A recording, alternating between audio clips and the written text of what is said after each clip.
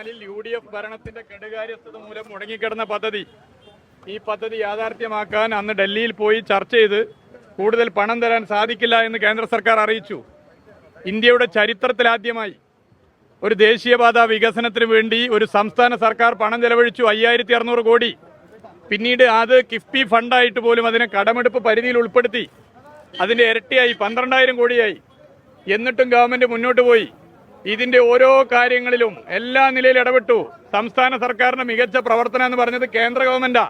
കേന്ദ്രമന്ത്രി നിതിൻ ഗഡ്കരിയാണ്. National highway authority of ഇന്ത്യയുടെ റീജിയണൽ ഓഫീസറാണ്. ഇന്ത്യയിലെ ഏതൊരു സ്റ്റേറ്റിനും മാതൃകയാക്കാവുന്ന നിലയിൽ കേരളത്തിലെ LDF സർക്കാർ ഈ പദ്ധതി യാഥാർത്ഥ്യമാക്കാൻ ഇടപെട്ടു എന്ന് പറഞ്ഞത് അവരൊക്കെയാണ്. ഈ നാട്ടിലെ ജനങ്ങൾക്കറിയാം.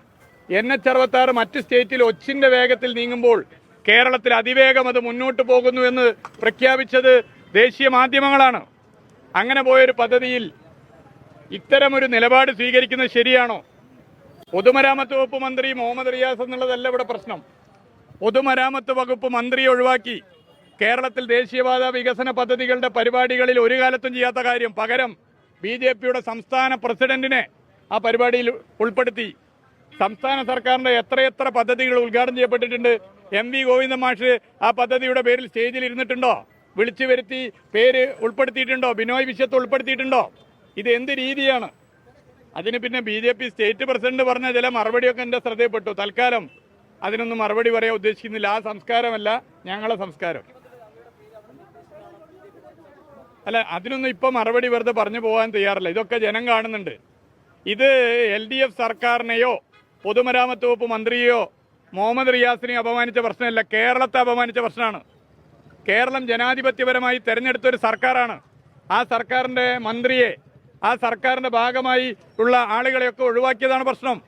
ഈ ബൈപ്പാസ് ഉൾപ്പെടെ യാഥാർത്ഥ്യമാക്കാൻ എങ്ങനെയൊക്കെയാണ് നമ്മളെല്ലാവരും ചേർന്ന് ഇടപെട്ടതെന്ന് എല്ലാവർക്കും അറിയുന്നതല്ലേ. വെയിലും മഴയും കൊണ്ട് ഈ റോഡ് പണി ഒഴിവാക്കപ്പെട്ടൊരു കാലം ഉണ്ടായിരുന്നു ഈ ഗവൺമെന്റ് വന്നപ്പോൾ.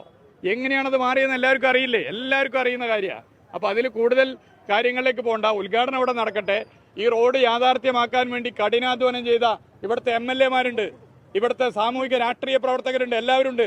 ഞങ്ങൾ എല്ലാവരും കൂടി സഞ്ചരിക്കുകയാണ് ഈ റോഡിലൂടെ. ലോകത്തെവിടെയായാലും ഏത് സമയത്തും 24 വാർത്തകളും ഓഗ്മെന്റഡ് റിയാലിറ്റി പാക്കേജുകളും എക്സ്പ്ലെയിനറുകളും വിശദമായി കാണാൻ ഞങ്ങളുടെ YouTube ചാനൽ നിങ്ങൾക്ക് സബ്സ്ക്രൈബ് ചെയ്യാം.